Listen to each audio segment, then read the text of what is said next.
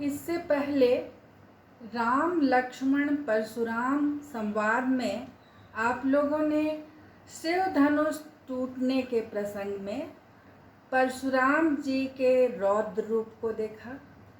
परशुराम जी को शांत करने के प्रयास में स्वयं को उनका दास कहना श्री राम की विनम्रता को दर्शाता है, लेकिन लक्ष्मण उनसे तर्क करते हुए नजर आते हैं। लक्ष्मण के व्यंग्य वचनों से परशुराम तिल मिलाते दिखाई देते हैं। आगे दूसरी चौपाई है। लखन कहा हसी हमरे जाना, सुनहु देव सब धनुष समाना। का क्षति लाभ जून धनु तोरे, देखा राम नयन के भोरे। छुअत टूट रघुपति ही न दोसु, मुनि बिनु काज करियकत रोसु। बोले चितय परसु की ओरा, रेसठ सुनेहु सुभाव न मोरा। बालकु बोली बधौ नहीं तोही, केवल मुनि जड़ जानहि मोही। बाल ब्रह्मचारी अति कोही, विश्व विदित क्षत्रिय कुल द्रोही। भुजबल भूमि भूप बिनु किन्ही, विपुल बार मई देवन दीन्ही। सहस्त्र बाहु भुज छेद निहारा, परसु बिलोकु महीप कुमारा। मातु पितहि जनि सोच बस, करसि महिष किशोर। गर्भन के अर्भक दलन, परसु मोर अति घोर। परसु मोर अति घोर।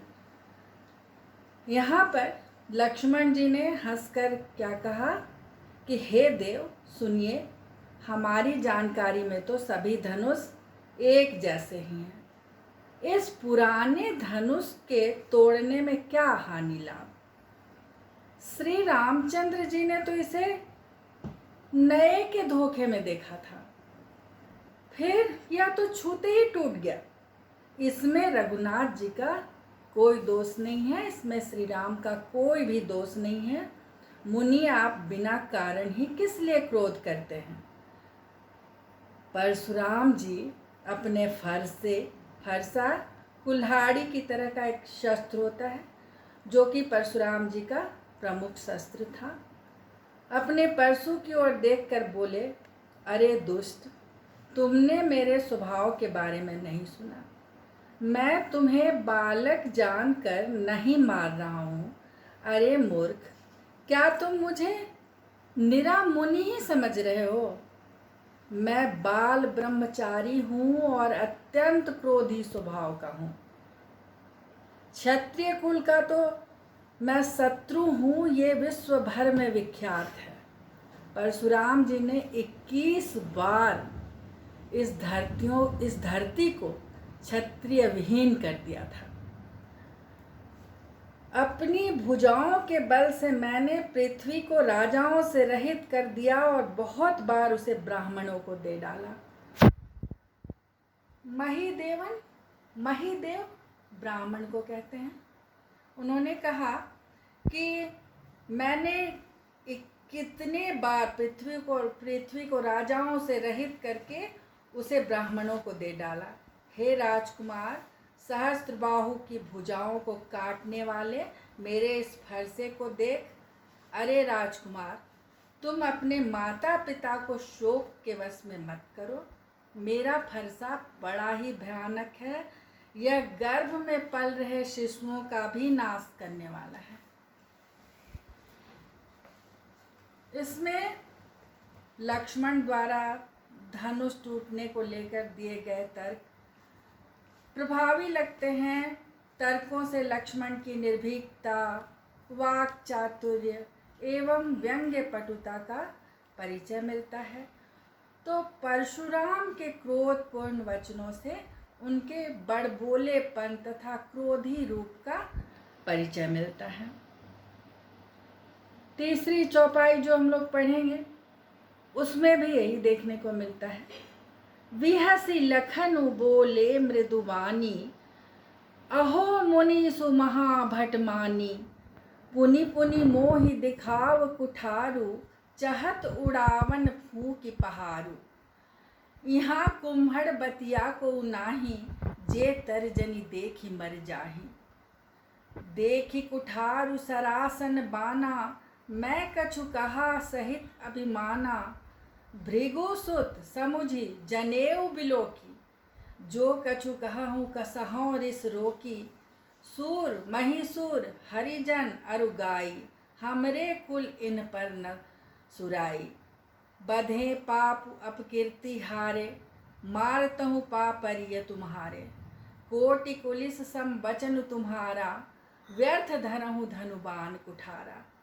जो बिलो की अनुचित कहूँ, क्षमहु महामुनि धीर। मुसुनि सरोस भृगुवंश मणि, बोले गिरा गंभीर।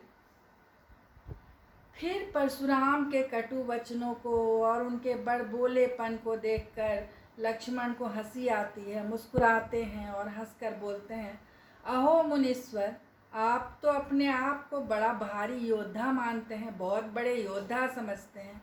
बार बार मुझे कुल्हाड़ी दिखाते हैं। ऐसा लग रहा है जैसे आप तो फूंक मारकर पहाड़ उड़ाना चाहते हैं।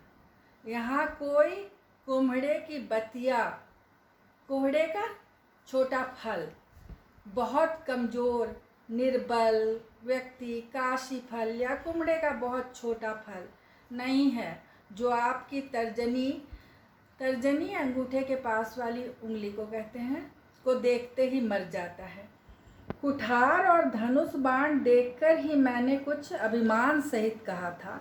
भृगुवंशी समझकर और आपके जनेऊ को देखकर तो जो कुछ आप कहते हैं उसे मैं क्रोध को रोककर सह लेता हूँ।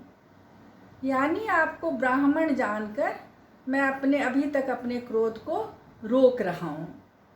देवता, ब्राह्मण, भगवान के भक्त और गाय, इन पर हमारे कुल में वीरता नहीं दिखाई जाती, क्योंकि इन्हें मारने से क्या होता है, पाप लगता है। और इनसे हार जाने पर क्या होती है, बदनामी होती है, अपकीर्ति होती है। आप मारे तो भी आपके पैर पड़ना चाहिए।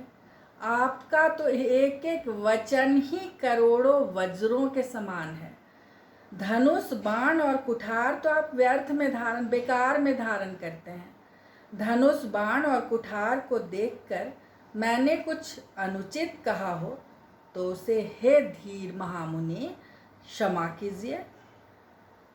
यह सुनकर भृगुवंशमणि परशुराम जी का क्रोध के साथ गंभीर वाणी में बोले। आगे फिर पढ़ते हैं, है ना।